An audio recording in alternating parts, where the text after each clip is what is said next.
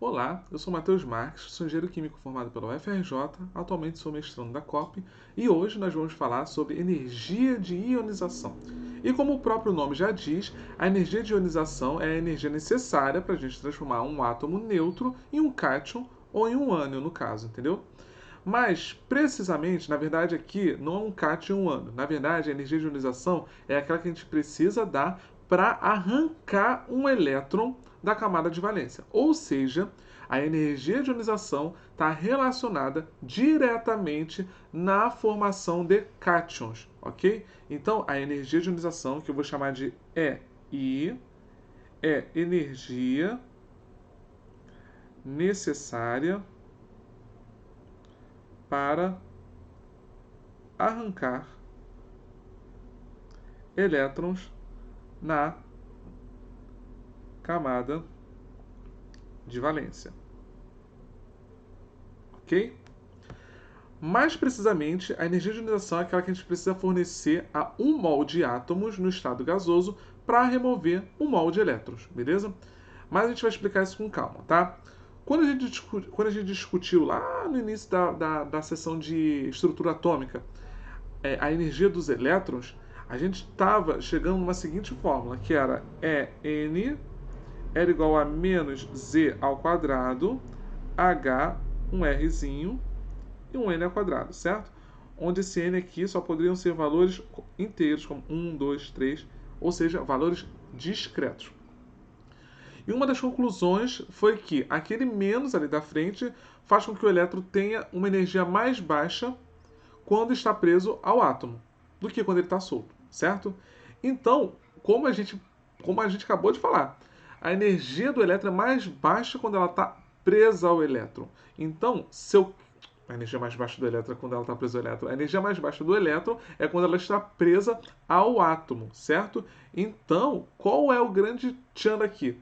Eu preciso da energia para o meu sistema, por quê?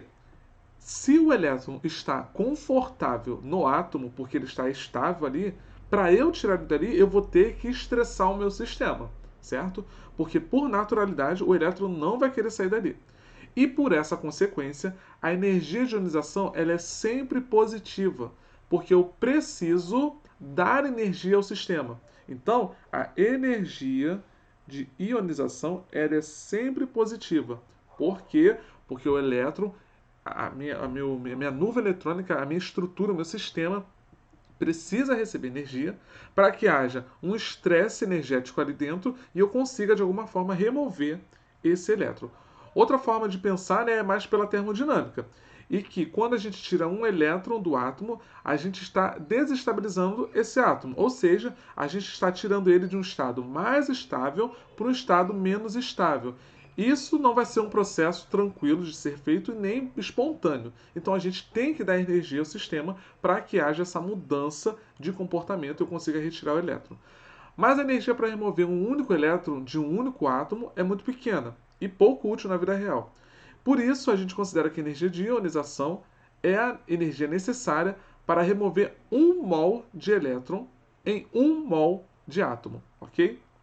Mas na parte assim convencional, quando a gente vai analisar, né, a energia de ionização, essa é a definição, é arrancar 1 mol de elétrons em 1 mol de átomos.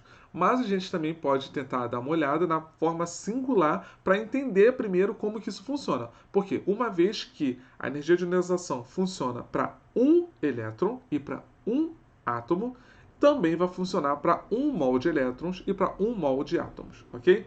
E como a energia necessária para fazer essa diferença, para fazer isso é diferente para os diferentes estados físicos, ficou convencionado. Então aí, ó, convencionaram isso, tá? Não é uma coisa que é uma, como é que eu posso dizer isso? Não é uma coisa experimental, não é nada empírico, só foi convencionado que a energia, que para medir a energia de ionização, todo mundo tem que estar na fase gasosa, tá? Então foi só por isso.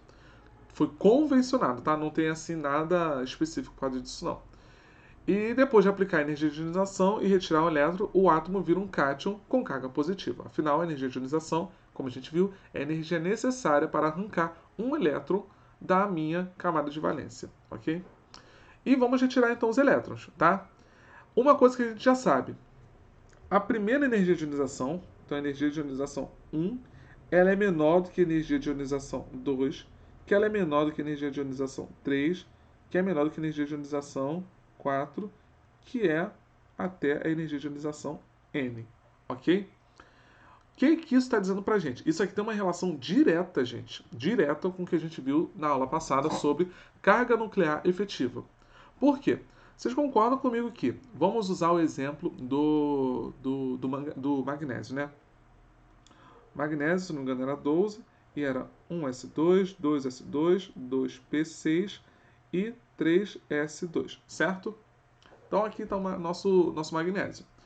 E aí o que acontece? Quando a gente calculou as F aqui, a gente viu que eu tinha um elétron que blindava com um fator de 0,35. Depois eu tinha oito elétrons que blindavam com um fator de 0,85 e 2 elétrons que blindavam com um fator de 1, certo? E no final das contas, eu não me lembro exatamente quanto que deu o valorzinho, mas a gente conseguiu calcular a nossa ZEF, porque ZEF, carga nuclear efetiva, é igual a Z menos S, certo? E S está relacionado com as regras de Slater, que são esses fatores que nós usamos para calcular. Agora vamos pensar no magnésio mais 1, ok? Ou seja, eu tirei um elétron, ok? Então eu teria magnésio 12 mais 1. Então eu teria 1s ao quadrado, 2s ao quadrado, 2p6, 3s1, certo? Então o nosso elétron de valência continua sendo na camada 3, certo? Porém, agora, como eu estou observando aqui que o elétron aqui na camada 3 só tem um elétron em S, quem eu vou ter que olhar? São esses caras daqui, certo? Então agora, na verdade, o que é que eu tenho? Eu tenho quantos elétrons blindando esse um elétron na camada 3s1? Nenhum. Então eu tenho 0 elétrons que vão estar blindando a 0,35, certo? Então aqui eu teria o quê? Eu teria a partir do N-1. Então eu teria 8 elétrons, certo? Blindando a 0,85 e 2 elétrons blindando a 1, certo? Como a gente sabe, né, o S para esse cara vai ser 8 vezes 0,85 mais 2 vezes 1, certo? Para o magnésio 12 mais. Para o magnésio neutro, seria 1 vezes 0,35 mais 8 vezes 0,85 mais 2 vezes 1, correto? Então a gente sabe naturalmente, né, pela continha de somar, que o S do manganês mais 1, ele necessariamente será menor do que o S do manganês puro, certo? O que isso vai impactar? Na ZF, certo? Uma vez que eu tenho que ZF é igual a Z menos S, ok? Então, o que eu estou dizendo para você aqui? Que a ZF do Mg12 normal, tá? O que eu tenho aqui? Eu tenho um valor Y, certo? E a ZF para o manganês mais 1, eu vou ter um valor X, certo? Só que, se o S, que é o fator de blindagem do manganês, mais 1 é maior, certo? O que isso está implicando? Desculpa, é menor. O que isso implica? Implica que a ZF do manganês mais 1, deixa eu trazer para cá,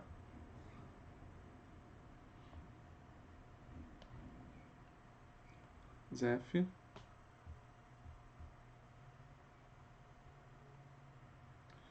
do manganês mais 1, certo? Por ele ter um fator menor, certo? Um fator menor, a ZF vai ser maior do que a ZF do Mg puro, concordam? E como a gente tinha discutido, a ZF, ela é, na verdade, o quê? Ela é o quanto que o meu elétron de valência está preso ligado ao núcleo. Não ligado no sentido literal, mas conectado ao meu núcleo. O quanto esses dois caras estão ali, ó, presos um com o outro. Então, o que eu observo? Quando eu tirei um elétron, a minha nuvem eletrônica, primeiro, diminuiu. Concorda que a gente viu isso lá na outra aula também sobre raio atômico e raio iônico. Então, se eu tiro um elétron, a minha nuvem eletrônica, o meu raio iônico, é menor do que o meu raio do elemento neutro. Então, se eu estou agora com um raio menor, quer dizer que o elétron ele está mais próximo do núcleo e, por consequência, ele tem uma atração maior. E isso pode ser explicado pela ZeF, uma vez que a ZeF é o quanto real de carga nuclear efetivamente está sendo atingida lá no meu elétron de valência. Então, se eu tiro um elétron dali, primeiro, a nuvem eletrônica diminui. Segundo, a ZeF aumentou. Isso faz com que eu tenha dois fatores ali super importantes. O meu elétron está mais próximo do núcleo e o meu elétron está tendo uma carga nuclear efetiva maior. Isso faz com que haja uma maior dificuldade em remover esse elétron agora. Então é por isso que a energia de ionização do primeiro elétron que você retira é menor do que a segunda energia de ionização, que é para tirar o segundo elétron. E assim por diante. Porque quanto mais elétrons você vai tirando, mais próximo o elétron de valência se torna do núcleo, maior é a minha ZeF e mais dificultoso é retirar esse elétron, ok? Então, quanto mais eu retiro elétrons, mais difícil fica de eu tirar o próximo, ok?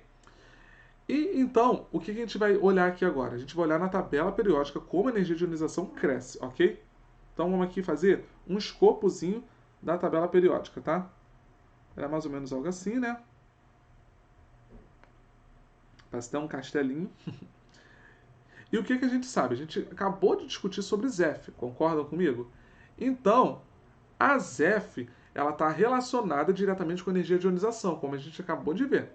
Vocês concordam comigo que quanto menor o meu elemento, mais próximo o elétron vai estar do núcleo.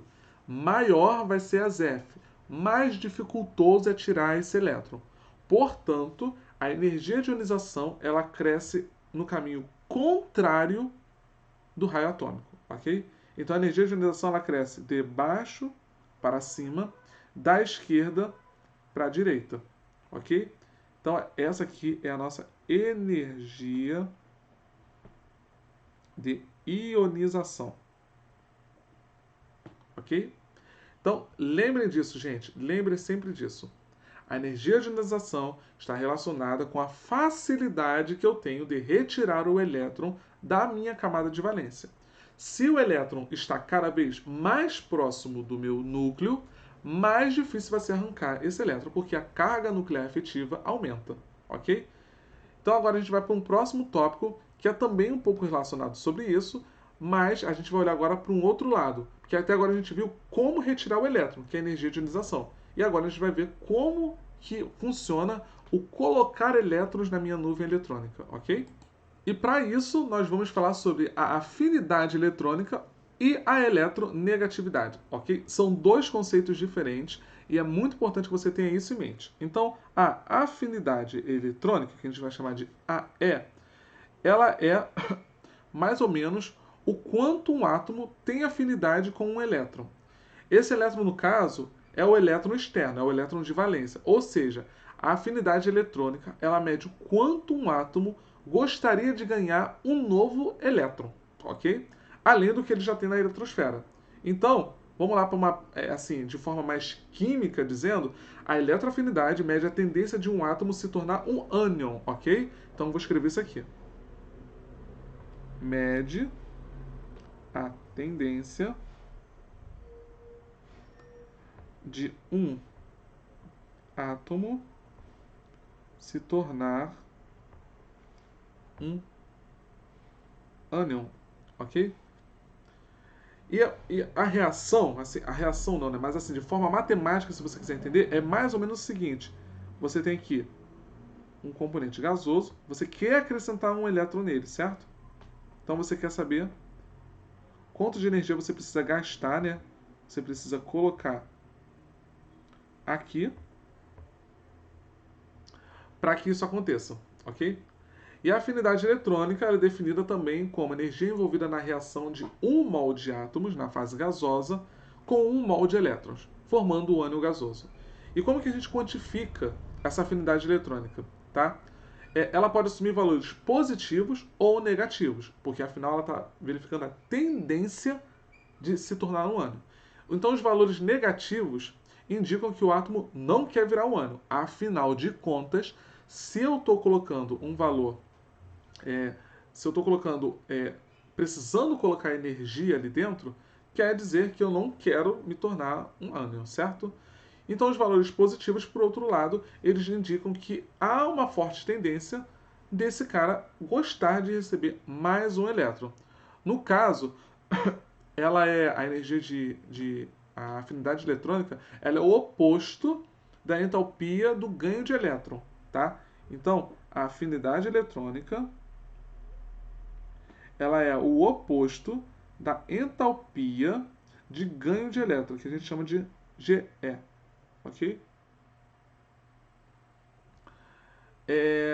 Então vamos lá. Com a afinidade eletrônica, como a afinidade eletrônica, né, ela é o oposto da entalpia, valores positivos indicam que a energia está sendo liberada, ok? E a reação é favorecida.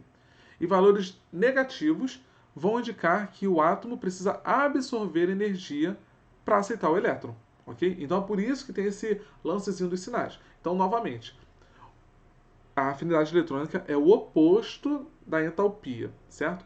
Então, os valores positivos da energia indicaram que houve liberação da entalpia. Então, como é o menos aqui na frente, para que a afinidade eletrônica seja positiva, isso aqui precisa ser negativo também, certo?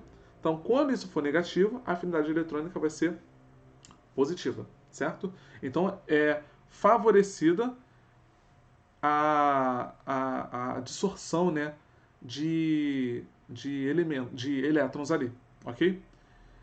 E quando a gente tem valores negativos, certo? A gente vai indicar que esse cara aqui é positivo e, portanto, ele precisa absorver energia para aceitar o elétron, ok? Então fiquem sempre ligados nessa relação aqui que é super importante e faz a gente entender por que, que o positivo, na verdade, para a afinidade eletrônica é o que você indica a aceitação de elétrons e o sinal negativo é o que você indica que precisa colocar energia no seu sistema para que haja a inclusão desse novo elétron ali. Então, de forma genérica não, né? De forma geral, A é maior do que zero, energia liberada, certo? E se eu estou liberando energia, por quê, meu filho? Eu quero ficar estável, tá? Agora, A é menor do que zero, energia absorvida. Ou seja, eu estou de boaça, tranquilo, ali, estável, só que eu vou colocar uma energia ali para estressar o sistema e eu conseguir enfiar um elétron ali. Tá? Assim, a gente vai entender que quanto maior a afinidade eletrônica, maior a tendência do átomo neutro receber o elétron e se tornar um ânion. Tá? E como que a gente sabe quem tem tendência a quê?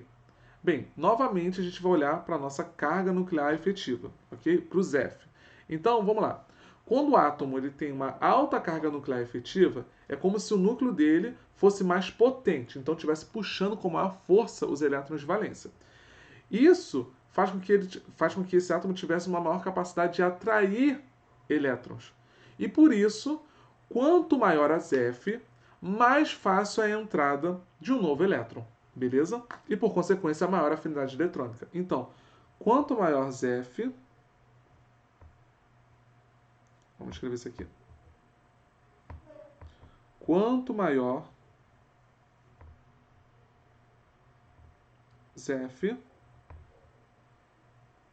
maior a afinidade eletrônica. Novamente, porque quanto maior o ZEF, mais potente é o meu núcleo, mais eu consigo atrair os elétrons para perto de mim, mais eu consigo trazer estabilização para o meu sistema e, portanto, maior tendência eu tenho de poder agregar um elétron à minha nuvem eletrônica e me manter ainda assim estável, ok?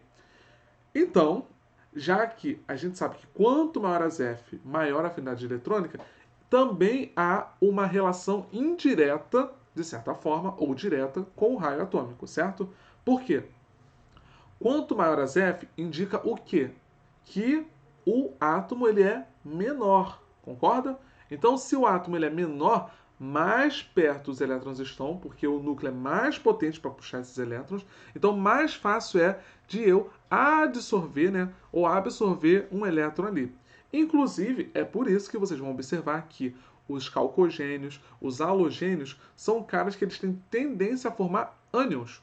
Porque se você olhar a relação do raio atômico, o raio atômico ele cresce na direção oposta dos calcogênios e dos halogênios, ok? Em contrapartida, os alcalinos e alcalinos terrosos, eles possuem uma alta tendência a formarem cátions. Por quê? São átomos super grandes, então as nuvens eletrônicas são enormes, então o elétron de valência está bem longe do núcleo, então é fácil de conseguir arrancar esse elétron de valência. E por isso a tendência de formar cátions e não ânions, ok? De um modo geral, tá? Com exceção dos gases nobres, as afinidades eletrônicas são maiores à direita da tabela periódica, tá? E agora a gente vai olhar sobre a eletronegatividade, tá? Para a eletronegatividade, a gente sempre precisa tentar olhar para uma ligação, tá? Então aqui a gente vai olhar agora para a eletronegatividade. Então, eletronegatividade, ok? Então, vamos olhar para a molécula de cloro. Para a molécula não, né? Para o gás cloro, no caso. Ela é mais ou menos algo assim, ó. Cloro, cloro, tá? Eles estão conectados por uma ligação que a gente vai discutir mais para frente sobre os tipos de ligação. E note, cada tracinho desse representa que eu tenho um par de elétrons, tá, sendo compartilhado. Então, como se eu tivesse aqui uma bolinha de elétron e uma outra aqui também. Então, de fato, o que eu tenho aqui é 2 elétrons aqui, estão sendo compartilhados e formando, portanto, uma ligação. Só que, como os cloros da esquerda e o cloro da direita eles são o mesmo cloro, não há uma diferença nessa questão de quem consegue atrair mais intensamente esse núcleo, esse elétron, certo? Agora, por exemplo, vamos olhar para o HCl, tá? Para o HCl. Aquoso, vamos botar aqui aquoso. A gente tem o hidrogênio, com elétron aqui, e o cloro desse lado aqui, ok? No caso, como o cloro ele é mais eletronegativo que o hidrogênio, o que acontece? Ele puxa o par eletrônico para mais próximo dele. Então, na prática, é como se você fosse desenhar a nuvem eletrônica desse cara aqui, é como se fosse algo assim, ó. Aqui está o hidrogênio, aqui está o cloro, certo? Porque o cloro é mais eletronegativo, a minha nuvem eletrônica ela vai estar mais concentrada do lado do cloro, certo? Ou seja, a eletronegatividade, ela tem... Opa, não está vendo aqui o desenho. A eletronegatividade, ela tem a ver com a força com que o átomo ele puxa os elétrons dentro de uma ligação. E isso, galera, ainda forma um outro parâmetro que a gente vai estudar também mais para frente, que é quando a gente começa a formar polos. Por quê? Como polos parciais, né, no caso. Por quê? Como o cloro ele consegue puxar mais a nuvem eletrônica por parte dele, isso quer dizer que essa região aqui ela assume uma característica mais negativa do que esse lado aqui, que tem uma defasagem de nuvem eletrônica. Então a gente forma alguns polos, polos parciais, né, positivos e polos parciais negativos.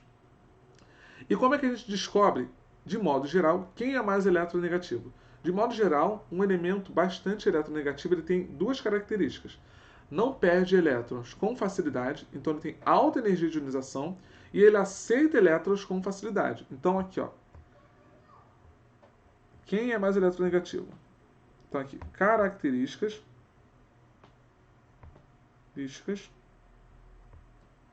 de elementos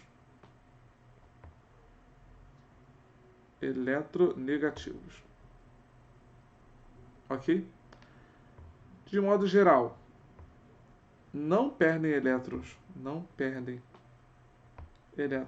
com facilidade.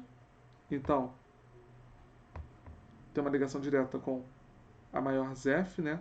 Quem tiver a maior ZEF. E, por outro lado, também aceita elétrons com facilidade, ou seja, maior afinidade eletrônica, ou seja, maior tendência a formar ânions, certo? Por isso, Mulliken propôs calcular a eletronegatividade da seguinte forma: a eletronegatividade, que a gente chama de Xm, de um elemento M qualquer, ela é dada pela média aritmética entre a energia de ionização mais a afinidade eletrônica, ok? Então você vai lá e calcula isso aí, beleza? Mas Pauling achou que não fazia sentido falar de eletronegatividade de um átomo isolado, já que a eletronegatividade só faz sentido quando estamos falando de ligações. Então ele estudou os átomos em ligações e lançou o que ele chama de escala de Pauli, com os valores de eletronegatividade para cada átomo, tá? Então, essas escalas de Pauling é mais ou menos o seguinte: ele criou uma tabela do primeiro, do segundo, do terceiro, do quarto, do quinto e assim por diante, de cada período, e ele colocou ali os valores da eletronegatividade dos elementos. E aí é aquilo que a gente já sabe, né? A eletronegatividade ela sempre vai tender a crescer da direita para cima, ok? Ela cresce para a direita e para cima, beleza? E por que ela cresce da direita para cima, ou seja, nessa direção aqui? Porque ela está na direção oposta do crescimento do raio atômico. Por quê? Essa direção que eu desenhei aqui, ela é a direção na qual cresce as F. E a gente viu que crescer as F significa estar com os elétrons mais próximos do meu núcleo. Então, maior vai ser a facilidade de eu conseguir embutir um elétron ali dentro, ok? E assim a gente termina a nossa aula de hoje sobre eletronegatividade e eletroafinidade, ok? Além disso, também, mais para frente a gente vai entender sobre como a energia de ionização, eletroafinidade, eletronegatividade, que foi o que nós falamos hoje, ela vai influenciar em outros parâmetros, em outras contas e no próprio comportamento de um determinado composto quando a gente for observar algumas reações. Então, espero vocês na próxima aula.